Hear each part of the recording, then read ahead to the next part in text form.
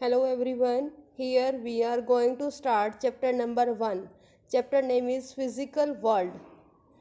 Here in this video we discuss about what is science, what is physics, what is scientific method and what is the scope and excitement of physics. So let us start. What is physics? Chapter 1st, Physical World. What is science? Science is the system and organized knowledge about various natural phenomena which is obtained by careful experiment. Means science में हम natural phenomena के से related knowledge gain करते हैं. अब वो knowledge क्या होनी चाहिए? हमारी सिस्टमेटिक वे में होनी चाहिए और सेकंड ऑर्गेनाइज फॉर्म में होनी चाहिए. और उस नॉलेज को हम गेन कैसे करते हैं?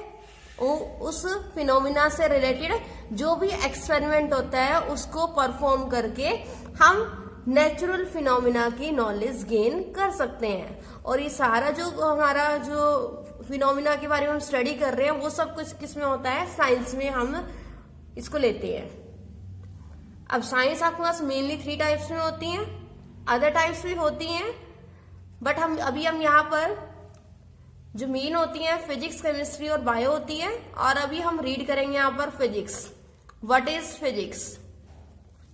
The word physics is originated from the Greek word physikos meaning knowledge of nature. Means हमारे पास जो ये वर्ड है फिजिक्स, ये हमारे पास एक ग्रीक वर्ड होता है फिजिकोस. ये यहां से ऑरिजिनेट हुआ था, मीन्स यहां से ये पैदा हुआ था. और इसका मीनिंग क्या होता है? नॉलेज ऑफ नेचर या फिर नेचुरल फिनोमिना. मीन्स किसी भी नेचुरल फिनोमिना के बारे में आप नॉलेज गेन कर रहे हो. Is called as physics. It is a study of natural laws and natural phenomenas and it deals with the concept of space, time, motion, matter, energy etcetera. Means physics में हम natural laws, natural phenomenas, concept of space, time, motion, इन सब के बारे में हम study करते हैं.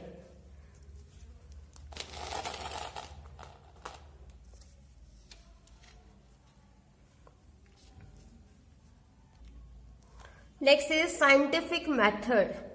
मीन्स हम जो साइंस हम स्टडी कर रहे हैं, सो फिजिक्स स्टडी कर रहे हैं, तो उसके लिए कौन कौन से मेथड्स हम यूज करते हैं. The step-by-step approach used by scientists in studying natural phenomena and establish laws which governs these phenomena is called as scientific method. Means अगर हमने कोई भी लॉ या फिर फिनोमिना हमने स्टडी करना है तो उसके लिए हमारे पास स्टेप बाय स्टेप होते हैं. मीन्स हमने स्टेप फॉलो करने होते हैं. जब हम उन स्टेप को फॉलो करते हैं is called as scientific method. अब वो स्टेप्स में आपके पास मतलब कौन कौन से स्टेप्स हैं? First is experimentation and observation.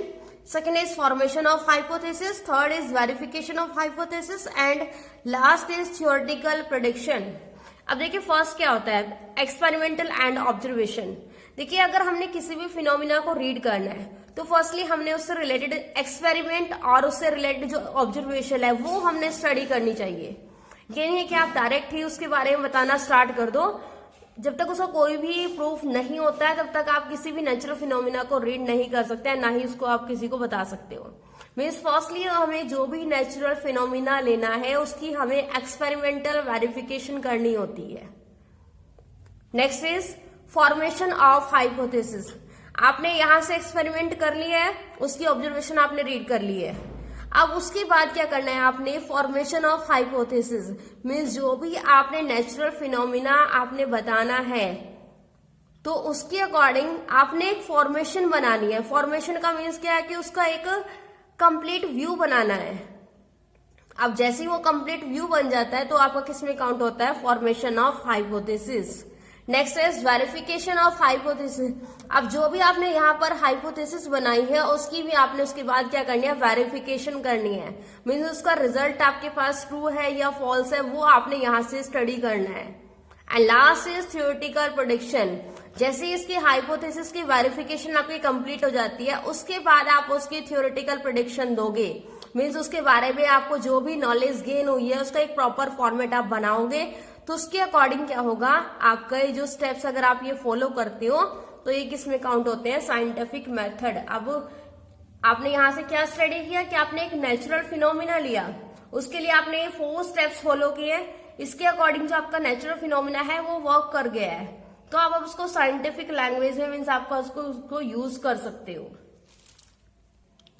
Next topic is scope and excitement of physics. Means physics का स्कोप क्या है और उसकी एक्साइटमेंट क्या है। देखिए फिजिक्स में आप उसको स्कोप रीड कर रहे हो तो ये आपके पास 2 वेज में हम इसको काउंट करते हैं। First is macroscopic and second is microscopic. Macroscopic हम क्लासिकल फिजिक्स में लेते हैं और माइक्रोस्कोपिक क्वांटम फिजिक्स में हम रीड करते हैं। सिंपल जो माइक्रोस्कोपिक्स है उसका मीन्स क्या है कि स्मॉल स्मॉल पार्टिकल्स हैं जिसकी आप स्टडी करते हो, तो उसके अकॉर्डिंग आप एग्जांपल ले सकते हो, जैसे एटम्स होते हैं और एटम्स के आगे सब एटॉमिक पार्टिकल्स होते हैं। मीन्स माइक्रो का मीन्स क्या है कि आप उसमें स्मॉल स्मॉल पार्टिकल्स को स्टडी कर रहे हो। अब फर्स्ट टाइप करते हैं रीड मैक्रोस्कोपिक, ये आपका आता है क्लासिकल फिजिक्स में, तो उसके भी आपके डिफरेंट टाइप्स होते हैं। मेनली हम यहाँ पर 5 टाइप्स को रीड करेंगे। First is mechanics, second is electrodynamics, third is optics and fourth is thermodynamics. अब इनके एग्जांपल्स क्या क्या है। मैक्रोस्कोपिक में फर्स्टली हम मैकेनिक्स को रीड करेंगे, तो इसमें आपके motion of particles, water wave, sound waves, bending of rod और एक्सेट्रा आपके एग्जांपल्स मैकेनिक्स में आप रीड करते हो। नेक्स्ट होता है इलेक्ट्रोडायनामिक्स, तो इलेक्ट्रोडायनामिक्स में आपको charge, current, magnetism, AC, transformer etcetera. Next is optics में lens, mirror, eye, telescope, rainbow etcetera. And thermodynamics heat, temperature, heat engine, conduction etcetera. अभी आप इसका सिंपल ये देखो कि इसमें हम क्या क्या एग्जाम्पल लेते हैं। अभी हम जस्ट इनके एग्जाम्पल्स करेंगे और इनका जो कंप्लीट इंट्रोडक्शन होगी वो आप नेक्स्ट चैप्टर्स में रीड करोगे। आपके पास जो ये फर्स्ट चैप्टर है वो एक सिंपल इंफॉर्मेशन टाइप है।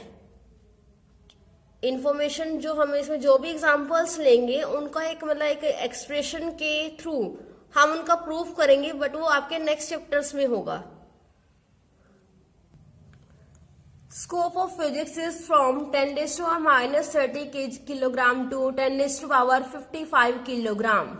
Means 10 raised to power minus 30 kilogram होता है mass of electron and 10 raised to power 55 is mass of unknown universe. Scope का मीन्स क्या है कि आपके पास जो फिजिक्स का यूज होता है वो किस टर्म से स्टार्ट होता है और कहां तक उसका एंड होता है वो हम उसमें स्टडी करते हैं। तो अगर हम किलोग्राम की बात करते हैं तो आपको 10 raised to power minus 30 to 10 raised to power 50 means एक आपके पास क्या है स्मॉल वैल्यू है और यहां तक हम इसको लार्ज वैल्यू तक हम स्टडी कर सकते हैं। मीन्स इसके बीच में जो भी पार्टिकल्स आएंगे जिस भी इस रेंज के जो भी इनके बीच में लाई कर रहे होंगे उनको हम स्टडी कर सकते हैं। Next is scope is from vacuum to infinity. Means हमने स्मॉल वैल्यू से स्टार्ट करना और इन्फिनिटी तक जो भी हमारे पास इस रेंज के बीच में लाई करते हैं पार्टिकल्स उनको हम स्टडी कर सकते हैं। Scope is from 10 raised to power minus 14 metre to 10 raised to power 26 metre. Means अगर हम मीटर के अकॉर्डिंग हम उसको स्टडी करें, मीन्स लेंथ के अकॉर्डिंग स्टडी करें तो 10 raised to power minus 14 to 10 raised to power 26 तक हम इसको स्टडी कर सकते हैं। अब 10 raised to power minus 14 होता है radius of the nucleus and 10 raised to power 26 होता है length of the galaxies. Next is excitement of physics. Excitement comes from first is few basic concept and laws can explain many phenomena। Means अगर हमें कोई भी मतलब किसी भी natural phenomena का अगर हमें फ्यू बेसिस और लॉज पता है तो उसके अकॉर्डिंग हम उन जो अदर फिनोमिनाज है उनको भी हम एक्सप्लेन कर सकते हैं। जैसे हमारे पास हीट के लिए कॉन्सेप्ट होता है तो हीट के लिए हम कंडक्शन वगैरह यूज करते हैं, तो उसके अकॉर्डिंग हम वहां से जो अदर इंजन्स हैं वो भी हम वहां से स्टडी कर सकते हैं। मीन्स अगर आपने एक सिंपल एक फिनोमिना का कंसेप्ट और बेसिस पता है तो उसके अकॉर्डिंग हम अदर फिनोमिनाज भी स्टडी कर सकते हैं। अब उसमें ये नहीं होता है कि आपका हर एक कॉन्सेप्ट के लिए हर एक फिनोमिना के लिए अलग से कॉन्सेप्ट होता है। मीन्स अगर आपके पास 2 और 3 फिनोमिनाज है तो उनका कॉन्सेप्ट एक हो सकता है। Next is imaginative new experiment. हमें न्यू एक्सपेरिमेंट को इमेजिन करना चाहिए। जितना ज्यादा हम न्यू एक्सपेरिमेंट को इमेजिन करेंगे तो उसके अकॉर्डिंग हमारी जो थिंकिंग है वो क्या होगी, हमारी इंक्रीज होगी, और इंक्रीज होने से हम एक एक्सपेरिमेंट के थ्रू 4 और 5 एक्सपेरिमेंट इजिली कर सकते हैं। Next is application to make useful devices. हमें फिजिक्स की हेल्प मीन जो फिजिक्स के कॉन्सेप्ट्स हैं उनका यूज करके हमें अदर डिवाइसेस भी हम यूज कर सकते हैं। जैसे हमारे पास वर्डिंग आती है फिजिक्स में, हम वेव कम्युनिकेशन रीड करते हैं। अब देखिए वेव कम्युनिकेशन के अकॉर्डिंग जो हमारे पास वेव्स होती हैं, वेव्स का हम यूज कर सकते हैं कम्युनिकेशन में। कम्युनिकेशन कैसे है, जैसे आप टेलीफोन पर बात करते हो, मोबाइल पर बात करते हो किसी के साथ, तो हमारी उसमें क्या होती है, वेव्स यूज होती हैं। तो ऐसे हम फिजिक्स के जो कॉन्सेप्ट हैं उसके अकॉर्डिंग हम डिवाइसेस का यूज कर सकते हैं। Next is applicable in daily life. अब हमारे पास फिजिक्स में जो भी इंस्ट्रूमेंट होते हैं, मीन्स जो फिजिक्स के बेस पर हमारे पास इंस्ट्रूमेंट होते हैं उनको हम डेली लाइफ में यूज कर सकते हैं। हमारे आसपास जितने भी मोस्टली इंस्ट्रूमेंट होते हैं वो सब क्या होता है, फिजिक्स के कॉन्सेप्ट से ही बने होते हैं। जैसे आपके पास इलेक्ट्रिसिटी है तो इलेक्ट्रिसिटी भी क्या है, आपका फिजिक्स का ही पार्ट होता है। Next is prediction of future events. अगर आपको किसी कॉन्सेप्ट के बारे में अच्छी नॉलेज है तो आप उसके अकॉर्डिंग अपने आप उसमें एक्सपेरिमेंट कर सकते हो, और एक्सपेरिमेंट की आप वेरिफिकेशन करवाकर और उसके अकॉर्डिंग आप फ्यूचर में बहुत सारे जो इंस्ट्रूमेंट है वो आप वहां से बना सकते हो। सो फिजिक्स का क्या होता है, हमारी डेली लाइफ में बहुत सारे मीन्स यूज होता है। मीन्स जो हमारे पास कॉन्सेप्ट है वो सारे फिजिक्स के यूज होते हैं।